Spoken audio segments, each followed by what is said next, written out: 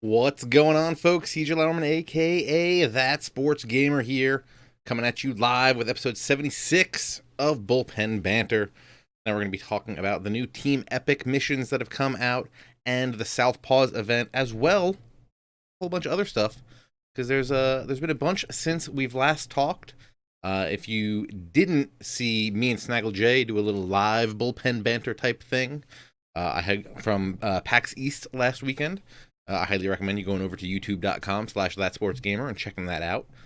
We called it another mound visit. The mound visits will be like not official Bullpen Banter episodes, but just little in-betweeny things. So they won't go up in the audio feed. Those will just be the videos are archived over on youtube.com/thatsportsgamer. We talked about a little bit of this stuff that we're going to talk about, but not all the stuff that's happened this week. That's going to be tonight. And then, for those of you watching live, after the episode wraps up, we're going to jump into some of the Southpaws event and stream a little bit of that and see if we can do good there. Before that, let's talk about all these goodies that came out this week with MLB The Show. Obviously, they did a stream earlier in the week. We'll talk a little bit about that for a minute, but let's check out some of this stuff. The first thing we learned last week was that they did some changes to the exchanges that are in the game. They've added some more souvenir exchanges in there, so you can get some more of the stuff, because they don't want. They're saying that they don't want the jersey exchange, the hat exchange, and stuff to be a hampering in your fun. Which some of these exchanges are kind of huge, so they are a little bit of a hamper on our fun. They just wanted it to be like an extra thing to do. And now it seems like there's been enough community backlash in the prices of this stuff, and how expensive it is to get some of these guys done, that they've gone in, added the souvenir exchange. Prices dropped for a little bit on some of the souvenirs, but it seems like a lot of them have actually come back up to the normal price. So it worked for a little bit, so that was good. Also, they changed up the positional programs. No longer do you need to have like the specific jersey that they had initially. Now it can just be like one of any jersey from that player's team. So that's also going to make that a little bit easier on that side. They also did some roster update stuff. Not real updates, though technically, I guess Yu Darvish did get like 33 more speed, which was nice. But mainly they just had a bunch of new players that they created come into the game, as well as some position changes that were necessary. Me and SnaggleJ actually talked about that in that mound visit episode of Bullpen Banter on youtube.com/thatsportsgamer. We got into that. We went through like every single thing that they changed. So if you want to check that out, go over there. I don't really want to talk about all that in this Bullpen Banter episode. They added some new packs. We came to a standard packs set 2. They've added a Edwin Encarnacion flashback in there. Pretty beastly card, except for 40 fielding. That's really going to be a problem. What else? Team Epics. They talked about Team Epics. They were coming. They are now here. We're going to talk about that in just a second. They've also updated the Show Nation, which was a very, very long way to go before it gets to where we need it to be even be on par with last year. But it's slowly coming along. They've added your user inventory is now back on the Show Nation. And now when you're on the My Orders page there, you can go directly to the card by clicking on it rather than just seeing the name and having to go look it up again. And some more quality of life stuff, so now you can ignore other users on there so they're not bothering you. Yeah, Show Nation still has a lot of work to do. Like, they just rolled out the Southpaws event. There's no way to search for left-handed pitchers or left-handed batters or switch-hitting batters, stuff like that. Also, I noticed today, if there's a card in your lineup and you try to sell it on the Show Nation, it will say success, but it actually won't go up for sale because it is in your lineup, and it doesn't even give you the message that it's in your lineup. So that could be a little confusing if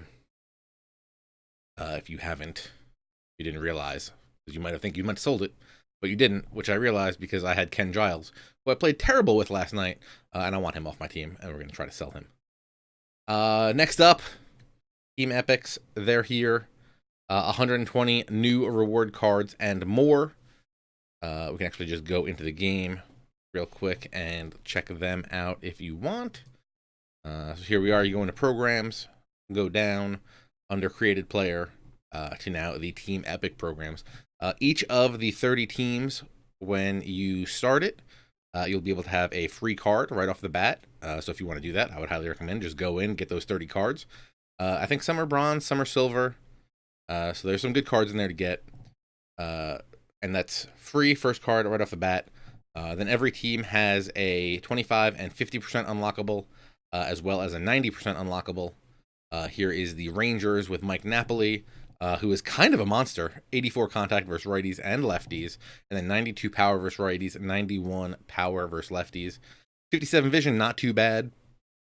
97 discipline, also very nice.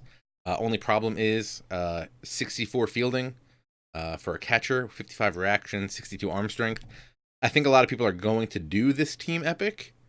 The only problem is, I think once you do that, if you use Napoli at catcher, he does have first as a secondary position.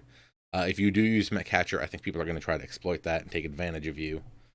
So highly recommend you getting Napoli. I'd probably play him at first just to be safe, because he doesn't really have the arm to play behind the plate for you. And so the way these missions work are, you get that free card to start with, then you go do some stuff with him. For example, in this Rangers one, you get a Derek Holland, what is it, rookie flashback? Or Derek Holland breakout flashback. With him, you need to tally 7 innings pitched and a win in one game. Then you're going to unlock the Rangers rookie second baseman, the Rangers hardware closing pitcher, and break out Napoli, and they all have missions for them. There's also a team stats that you need to do with Texas Rangers hitters. 500 total plate appearances, 50 runs, 20 doubles, 3 triples, 20 home runs, 50 RBIs, 15 stolen bases. Also pitching ones for the whole team, 200 innings pitched with Rangers players, 12 wins, 160 Ks, 15 saves. And then there's also 2 play versus CPU games that you'll need to do. There's a interleague rival, and for the Rangers, it's the Rockies, and a divisional rival, and for the Rangers, it's the Astros. Now, I believe all of them are going to have one that you have to play on rookie difficulty, and the other one will be on either veteran or all-star. So, if you are doing stuff like the positional, the starting pitcher positional, what are those called? Positional programs. These are some CPU games that would be worthwhile to doing it that way. Also, in this case where your guy's a starting pitcher on the Rangers, you might want to try to do one of these positional games or one of these versus CPU games. Hopefully you get him in your start so you can knock out 2 birds with 1 stone there for that kind of thing. Then there's also exchanges for autographs, bobbleheads, and live series cards from that team. And the amount of exchange value you need is going to vary depending on the team and kind of what their rewards are. So if they have bigger rewards, it's pretty much going to have more value that you're going to need to trade in the exchanges. Why you want to do team epics? Well, some of the teams have pretty good cards at the 90% level. Again, these Rangers have this 85 diamond Napoli. I believe the Twins, if you do them, there's an 87 diamond Francisco Liriano rookie flashback. Who else? Who else has got a good one? The White Sox have an 87 diamond Luis Aparicio. But again, not all of them are diamonds. So like the Braves, they have a 83 Warren Spahn for doing their stuff. But I assume because of that, some of these exchanges are going to be a little easier. Yeah, so this exchange is only for the player exchange for the Braves is only 12,000 in exchange value, but the Rangers was 16,000. So yeah, it's gonna vary. So depending on which teams you want to do, you can go in here and you can go check out each one's. Diamondbacks have an 87 Steve Finley, who's pretty good. 75 contact versus righties, 70 contact versus lefties, 80 power versus righties, 87 power versus lefties, 81 vision is very nice, 86 fielding. Pretty beastly card that you can get with a little bit of grinding and a little bit of trading in. And then, so once you get to that 90% card, You're going to have a stat mission for that, and that's going to get you up to 100%. And then you'll also get universal nameplate and the actual program reward. Now, why might you want to do these if not for the card rewards? Well, these program rewards collectibles, you're going to be able to trade 5 of those into any of the Immortal programs. Now all the Immortal programs have added a mission that is Exchange Team Epic programs, and that's going to be for 5% progress. What you need to do is trade in 5 of these collection rewards, and then you will get 5% towards any of the Immortals that you are working on. So again, if you do all 30 teams, you're gonna have the ability to add 5% to 6 different Immortals. So that's something you might want to look into. If you do that, that will save you from doing either, like, depending on who it is, the exchange third baseman, or the exchange to position players, the jersey exchange, or the hat exchange for that Immortal that you're working on. So something to look into. Since a lot of these just have big stat mission ones, just through playing, you might knock out some of these. Probably not a lot, but over time you'll just be knocking them out. So, go in, find your favorite team, see if they have a card you want to do, or if you're really working on these Immortals, you can start going in and getting an extra 5% towards them. Looking at the Baltimore Orioles, Chris Davis's All-Star flashback, 92 contact versus righties, 122 power versus righties, 34 vision, a little whack, 68 fielding, 58 arm strength. He has first base, third base, left field, and right field as secondary. So there's a lot of good cards to be had in here if you're looking to put in some time and get some stuff done. The Yankees have a Jason Giambi flashback with 74 contact versus righties, 105 power versus righties, 125 discipline, so you can get them check swings in there. And that's also where you get the Aaron Judge Universal Profile nameplate, if you're interested in that.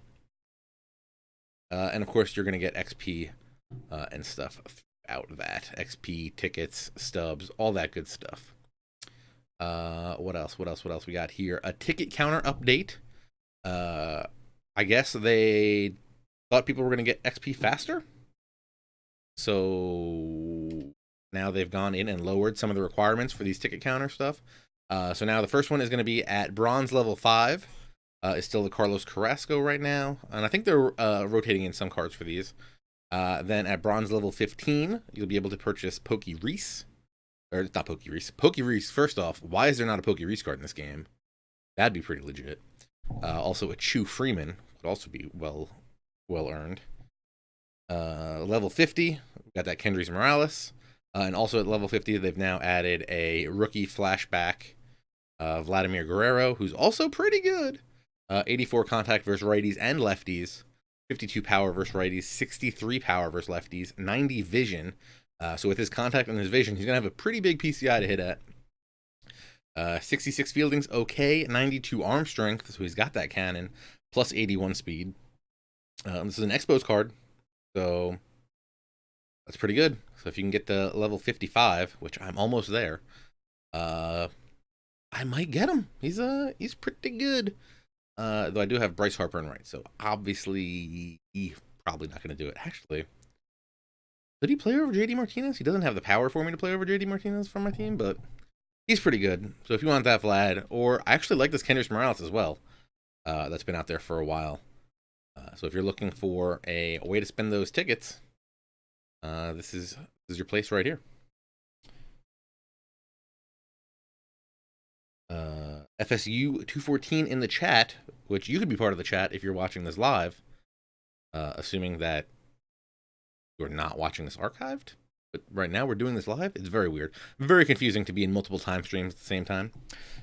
He asks, is it smart to buy the Vlad off the ticket counter if you won't be able to buy the Immortal? I mean, if you really like Vlad, this is going to be the easiest way to get yourself a Vlad. And he's pretty good. I would probably recommend him, even if you are going to do the Immortal anyway. because this will be a nice card to get you some of the way. So how does, I would assume, let me look at the Vlad. Oh, the Vlad Immortal's not even up yet, right? Yeah, so we'll have to see what the Vlad Immortal looks like, because I wonder, you might actually need the ticket counter Vlad for it. So there is that. So I would definitely recommend picking him up, because you never know when you're going to need him. Oh, right, it's the... Right, good job, CJ. It is the Team Collector Award. So yeah, if you want that Immortal Vlad, you're either going to have to spend a lot, or just get that one off the ticket counter. So I guess they're going to just put out his other ones all throughout the game, I would guess. So we'll have to see how many more Vlads they're going to pump out. Because in the ticket collect, in the live series collector, there's only the one, right? So ticket counter is going to be one. There'll probably be one as like a season reward, or maybe a BR flawless run or something. We'll have to see. We'll have to see how that works out. What else we got here? Timed missions coming up this Sunday, the 15th. Yes, Sunday the 15th is Jackie Robinson Day. There's now a Jackie Robinson Day mission in there to get 10 hits with him. On that day, it'll give you 5% towards the Jackie Robinson Immortal. So if you, actually, in theory, if you went in right now, did the second base exchange, which would get you the hardware Jackie Robinson, then you got the 10 hits, then you did the Team Epics, the Team Epic exchange, you wouldn't have to do the hat or jersey exchange for him. So there's that. If you got that hustle to do that Team Epics exchange, or the Jackie's MVP season, but I don't think you're gonna be. If you're listening to this now, I definitely don't think you're gonna be able to get Jackie's MVP season done by the time Sunday rolls around. Again, as I mentioned, they had the roster update last week that moved some positions and brought some new guys in. The first roster update with player attributes is scheduled for late April. So they've got that going for them. And then the other big thing is the creation of the Southpaws Event. Real quick. I don't like the screen. We'll look at it on the website. So yeah, 30 wins in the Southpaw Event. Going to get you a Diamond John Lester All-Star Flashback. What is the Southpaw Event, you ask? It is all lefty pitchers and all lefty hitters. This is running from today, April 13th, until April 23rd at noon p.m. Pacific time. I guess noon is technically already p.m. Max team overall is going to be 75. Max player overall is 99. Again, left-handed pitchers and left-handed batters. No switch hitters in there. These are 3-inning games. Entries cost you nothing. 5 cumulative wins gets you a souvenirs pack. 10 cumulative wins gets you a silver live series player. 20 gets you a gold player, gold live series player. And again, 30 gets you the all-star flashback John Lester. Pretty decent card. 97 stamina, 73 hits per 9, 77 Ks per 9, 80 walks per 9. He's got a 4-seamer, a cutter, a sweeping curve, a sinker, and a changeup. So great pitch mix. So could be a good card. I'm gonna try to push for it. Only being 3-inning games, I feel like I can make a decent run at it. So yeah, because I think the last one was 35 games you needed for the cumulative reward, but those were 6-inning games. So, and there's also within one entry, if you win 3 games, you'll get a 64 to 74 live series player. If you win 6 games, you'll get a 75 to 79 silver player. 9 games in one run, you'll get an 80 to 85 rated gold player. I guess I'm assuming this is a typo. because I believe it's probably an 80 to 84 gold player for 9 wins. And 12 wins in a run will get you an 85 to 89 rated Diamond Live Series player. Also, as mentioned by Healthy Lou Gehrig in the chat, this is a great time to be working, or if you are working on getting the program for Billy Wagner, which I am. 2 of his things are left-handed saves for 20%, which you need 75 of, and 200 left-handed holds. So these are going to be all lefties. So any saves and holds you get are going to be with lefties. So that's good for you right there. And that would give you 35%, which would get you not only the 10% Billy Wagner, also a universal profile pack, an autograph pack, and it would get you close to getting a Phillies jersey. But you would only need to do another 15% to get the 88 Diamond Billy Wagner that throws Ched and has 106 hits per 9 and 98 Ks per 9. So I don't know if you're going to get 200 holds in this. If you get lucky, maybe you'll get 2 a game plus a save. So it's going to take some time. But yeah, if you really grind it out, you might be able to get 35% of Billy Wagner done just from this event alone. I think that's it for that.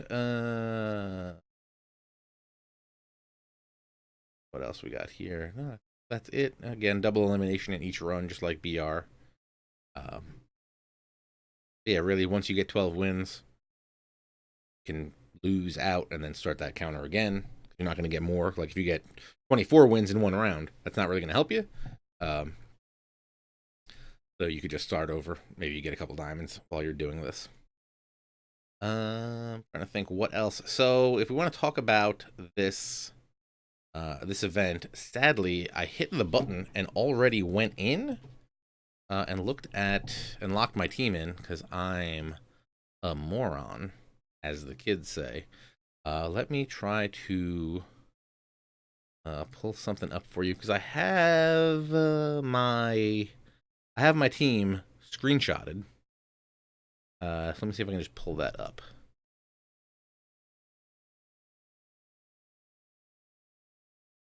Nope, I guess I cannot. Hold on.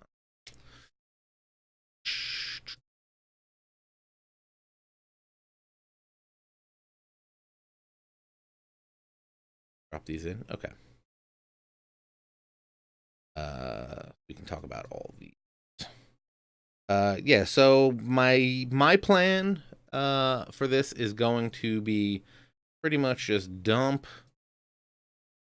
Not really worry about the starting pitching. Mainly focus on the hitting and the bullpen. So if you're watching this on the stream, I'm just trying to set up these images to see. So just give me a minute. But yeah, mainly focusing on hitting in the bullpen, not worrying about the starting pitching. Again, because it's only a 3-inning game. Most likely my starter is going to come in, face a batter, maybe 2. I need to be better about this because even in BR, I screw it up and let them pitch for like an inning. I need to be better about just letting them face one batter, not being in there for the whole game.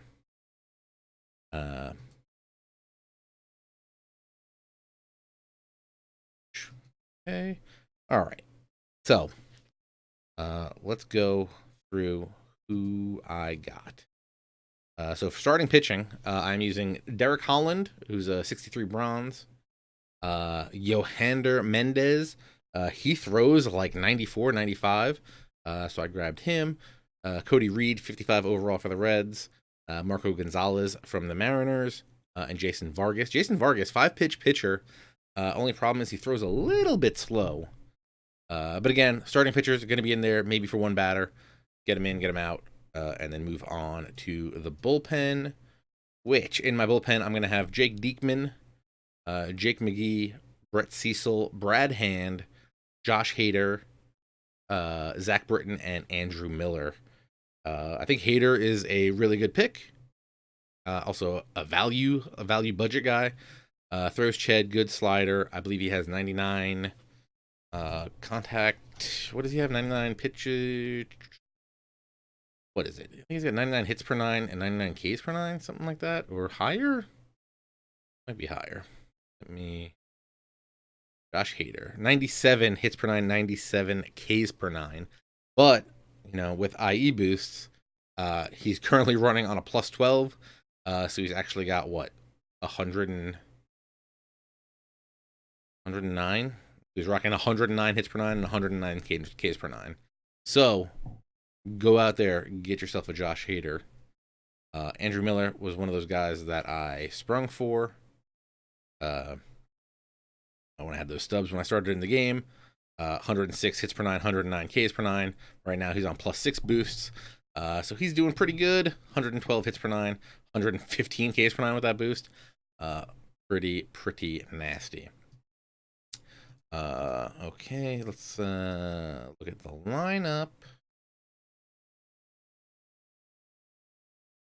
Bench. Lineup. In center field, I have Ender Inciarte of the Braves, Bryce Harper in right from the Nationals, Daniel Murphy at second base, Freddie Freeman at first, Michael Brantley in left, Brian McCann behind the plate. Brian McCann this is the flashback from the Braves live series collection. The cap is not eligible. Balls on base. Shortstop, we have Didi Gregorius, and then third base we have Adam Frazier.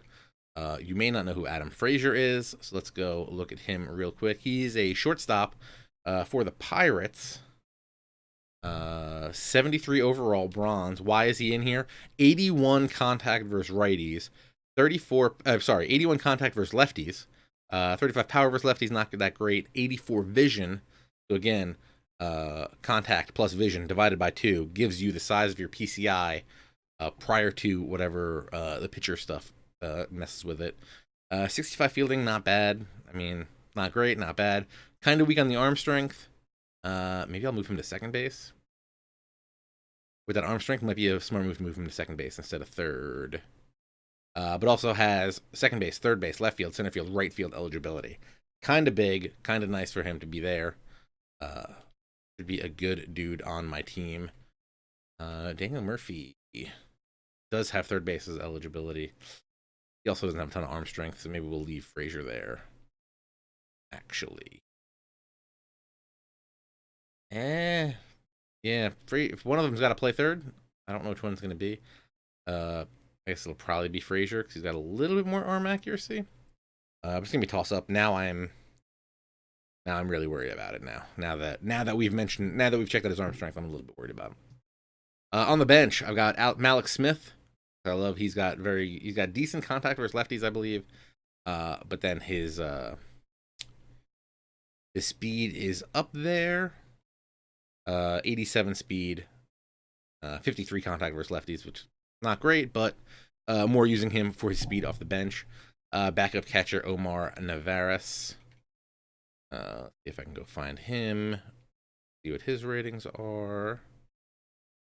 60 contact versus lefties, 34 power versus lefties, 70 blocking, 58 fielding. Again, he's mainly going to come in if for some reason I need to run for McCann. Also got Babe Ruth in here. I figure I might be able to knock out some of those missions that you need rookie Ruth to do. Is he a left fielder again? Yeah, left field. Versus lefties, he's 57 contact versus lefties, 77 power versus lefties. So not bad there. But again, problem here: 54 fielding, 28 speed. More of going to be a pinch hitter for you. Speaking of pinch hitters, we got Jim Edmonds, 81 contact versus lefties, 63 power versus lefties, 88 fielding, 84 reaction. Probably could start for me over Inciarte, but Inciarte is more of a real leadoff hitter. So we got him, and then Arimal Tapia is the center fielder for the Rockies. And he is also in there for his speed. 91 speed. He can play all 3 outfield positions. Actually, 65 fielding is not great, but 81 reaction and 91 speed. He's going to be able to track down balls. 39 arm strength is absolutely trash, though, so that is a little something to worry about there. I've seen a lot of people talking about getting Schwarber in there as a backup catcher, as Balls on Base is mentioning in the chat. A lot of people are playing also Joey Gallo. So yeah, as we do this game, or as we jump into as we jump into this event after Bullpen Banter, we'll see what happens. I think it's gonna be fun. I mean, unless I get blown out a lot, in which case I'm not gonna think it's fun. Yeah, I'm excited to jump into this event and play it out. So we'll do that in just a few minutes as I wrap up this episode. I think we talked about a lot tonight. What did we cover? The changes to the souvenir programs and stuff. The new exchanges, the new roster stuff that they did last week. Ticket counter changes that we talked about. Team epics, the Southpaw event. Pretty much covered everything. Everything that I wanted to, so I'm happy about that. We got a little shorty in. This is going to be the plan for Bullpen Banter. Going forward will be Friday nights at 10 p.m. Eastern Time. So if you can join us, I would appreciate that very much. But if you can't join us live here on twitch.tv/ThatSportsGamer, you can go to ThatSportsGamer.com/BullpenBanter. There you've got the subscribe links. You've got the YouTube videos will go up there. Also, the link to the Bullpen Banter Discord. If you like talking about MLB The Show, definitely go to thatsportsgamer.com/bbdiscord. Come join the server. I think we got like 130-something people in there chatting it up about MLB The Show all day, every day. But yeah, so now it's going to be Fridays at 10 p.m. Eastern. I think this is a pretty good time. Might be a little bit late for SnaggleJ. I know Millennium's been doing some stuff tonight, so obviously he's not here. I'm flying solo. But hey, when you fly solo, you know what? We just covered a whole ton of content in roughly a half hour. Now we get to go hang out and play some events, which is a little bit nice sometimes. So yeah, thatsportsgamer.com/bullpenbanter. That'll get you all the linky dinks that you need. I'm going to double check right now, just to make sure everything is there for you. Yeah, we got the links to the YouTube page, the iTunes podcast page, the Google Play Music podcast page, the link to Pocket Casts if you want to add it via that, or just an RSS feed. You can add it to any podcast player, as well as a link to the most recent archived episode on youtube.com/thatsportsgamer. And again, as I said, the link to the Bullpen Banter Discord. Yeah, thatsportsgamer.com/bullpenbanter, with or without a hyphen in between bullpen and banter, will get you there. Yeah, as always, guys, thank you very much for watching, listening, or however you're doing this. You can always follow me on Twitter at ThatSportsGamer. Always happy to talk there, again, or the Bullpen Banter Discord room. What else? Had a great time in Boston last weekend for PAX East.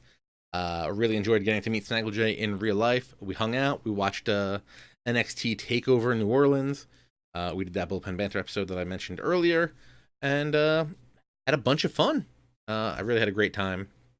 Maybe next year you'll be there, and we can hang out as well. But if not, we can always hang out here live on twitch.tv/thatsportsgamer. But yeah, that's going to do it for this episode of Bullpen Banter. Again, if you're watching live, please stick around. I'll switch over the thing. We'll play some events. But now, for me and for you, it's time to get out of the bullpen and get into the game. Take it easy, folks.